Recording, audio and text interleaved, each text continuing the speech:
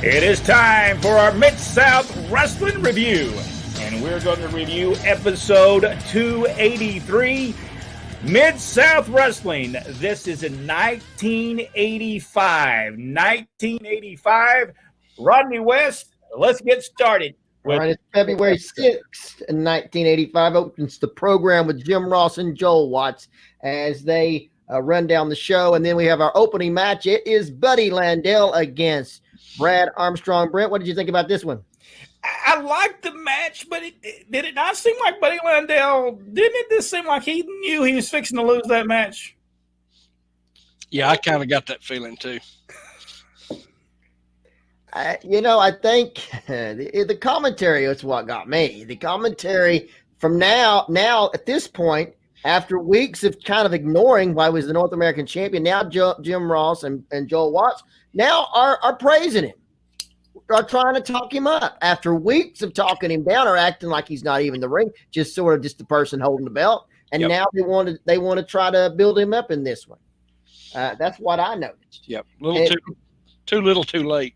And to me, they should have left it as is. They should have just kept talking him down, and so that when this type finish happens, because it was their commentary that led you to believe that Landell was losing this match. It wasn't anything Landell was doing. It wasn't anything that Brad was doing. It was the commentary of Jim Ross and of Joel Watts, which Jim Ross is notorious for telegraphing what was going to happen before it happened. I mean, he was, even back then, we always said, hey, he's about to telegraph this thing. He's telling everybody what's happening before it happens. And Bill Watts has been caught doing that too as well. But in the end, it's Brad Armstrong win, very unorthodox, if you will, as he goes for the cross body off the second rope. Buddy Landell catches him. He floats around and ends up with a sleeper hold, and it's over. Sleeper hold on Buddy Landell, Brad Armstrong winning and being praised for the first time since he's been there by Joel Watts and Jim Ross. Then match number 2. Then we come back with Joel and Jim, and they replay what happened between Iceman King Parsons from last weekend and the Ugandan giant Kamala, where Hercules Hernandez, dressed up as Friday, runs Iceman King Parsons into the post, and Kamala ends up winning that match. And of course, Kamala comes up and he's like, well, I know you're not the real Friday. Pulls off the mask as Hercules Hernandez. Replay that. Then match number 2 is the Ugandan giant warrior / savage. I don't know how many more they're going to call him. This week it was the Ugandan warrior. It was the giant. And it was then the savage. The only thing they got that was the same was Ugandan. Kamala against Tim Horner in that match. That was my email. So now, Jack, what did you think about this one? I thought the match was good. I kind of hate to see Tim Horner with his talent level just being used as fodder, but the match was good. You know, it built Kamala, and that's what they were trying to do. Brent? I agree. I don't think I could add anything more to that. In the end, it's Kamala with the splash to the back, and then he has to turn him over for the pin. It's Kamala, the Ugandan warrior / giant / savage in that one over Tim Horner. Then we go back with Jim and Joel, and they talk about last week with Ted DiBiase in the tuxedo getting ready for the Best Dressed Man contest. It's coming up, I do believe, on the next show of Mid-South Wrestling. Then we have of course, they recap the match. Ted DiBiase and Steve Dr. Death Williams against Terry Taylor and Jim Duggan.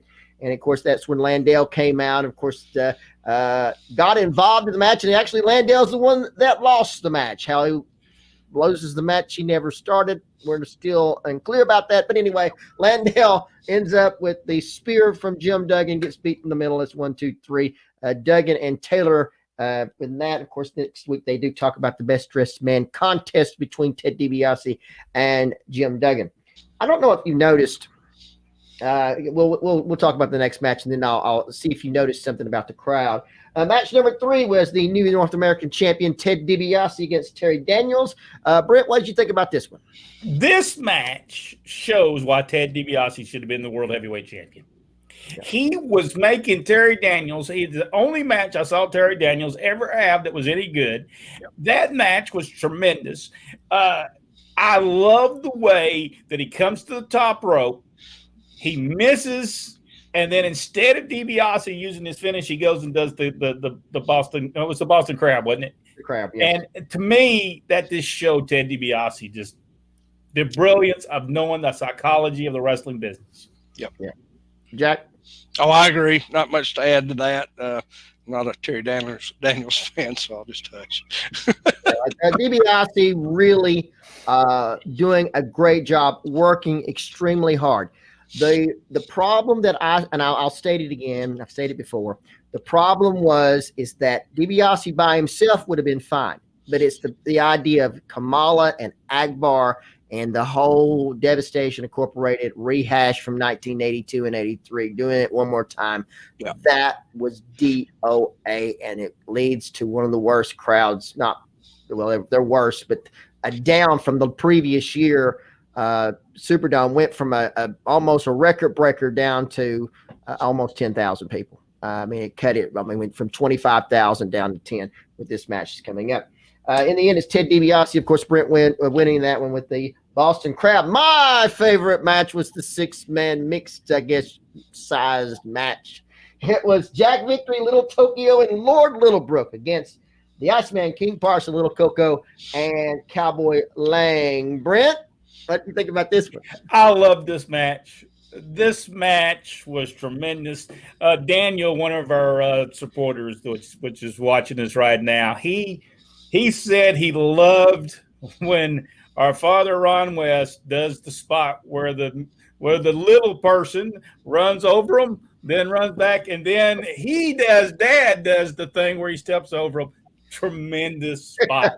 I think the only time I actually seen the crowd respond during this whole television program. Yes. This was the sign of the times, if you will. The crowd was flat, and they're flat just about on everything. Yeah. And it's like I said, the sign of the times for sure. Yeah. In the end, it's the Iceman. Jack Victory gets a knees. I think it was Little Coco in the back, and then it's the Iceman coming in there and gives the elbow drop. Of course, he throws Coco on Victory and then follows up with the elbow drop. Just tremendous. It's the Iceman, Little Coco, and Cowboy Lang, the winner of that one. Hey, the double.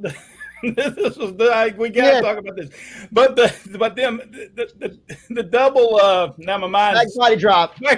Thank you. That was tremendous. Yes, on Jack Victory. Unrealistic in all possibilities. Beautiful. That was beautiful, and you know what? It was different, and that's what made it. Jack, what did you think about that? We've left you out on that one. Oh, I thought it was great. I did do a little research, and sadly, all of our micro guys have passed away now. But man, they were so good, and I thought this was showcased so well because it was entertaining. But they didn't show you everything that they're capable of doing either. They just highlighted some stuff, and so if you go to an arena to watch those guys, oh man, that was the high. Yeah, well, he's frozen. It was so high for Jack. He's even froze him up. Yeah, Little Tokyo in the action that there. Yeah, y'all keep freezing on me too. little Tokyo was he was my favorite. All that he really was. Match number 5. By the way, booked all the micro wrestlers during that time.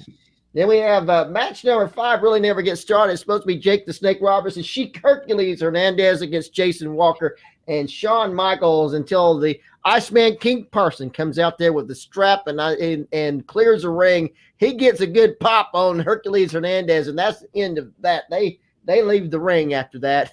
Hey, I honestly believe old Hernandez was a little bit ticked off on that one. What did y'all think? I believe you're exactly right. And then a match that should have been, as they say, a main event in every arena across the nation, around the world,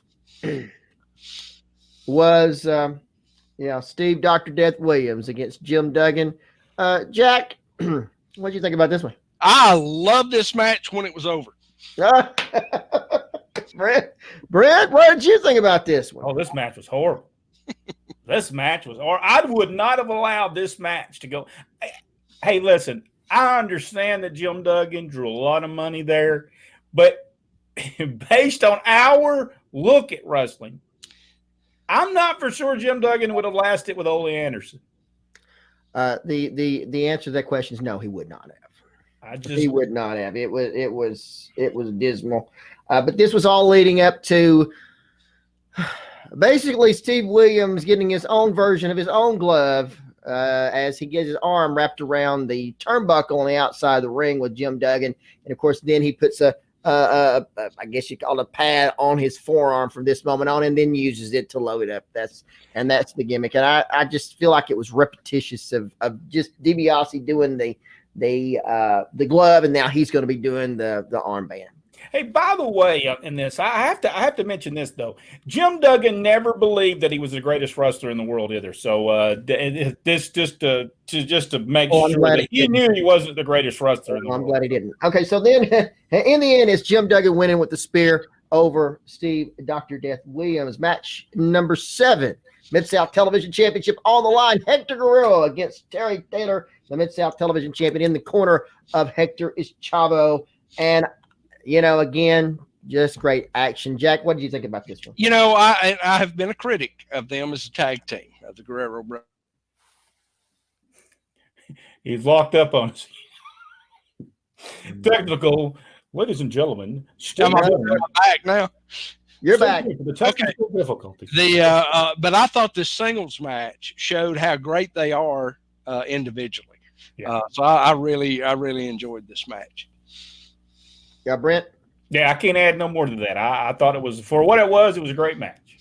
Yeah, in the end, it's Chavo getting involved by tripping Terry Taylor after, and I think Hector distracted the referee just perfectly. Yeah. With that leapfrog, right from the leapfrog. Then he runs right to the referee and grabs him while Chavo does the leg pull. And then the Rock and Roll Express comes in after Chavo. And for whatever reason, it's Hector that is disqualified with the Rock and Roll Express down there. But anyway, it's Hector Guerrero disqualified. Terry Taylor retains the TV title. Of course, that sets up for the big match coming up next week on Mid-South Wrestling between the Rock and Roll Express and the Guerreros. Ends at the end of the show with the video of the Dirty White Boys as they're on the way to Mid-South as well. And that ends show 283. That ends 283. We will be looking at 284 if it is available. Sometimes those are not available. So, but I believe this one is. I think 284 is available. If you're liking what we're watching, if you like, let's see if I get. If you like, give us the thumbs up. Maybe I should just say, give us the thumbs up. And subscribe to the channel. If you have not subscribed to the channel, go one step further, hit that notification bell, and it'll let you know every time we upload a video.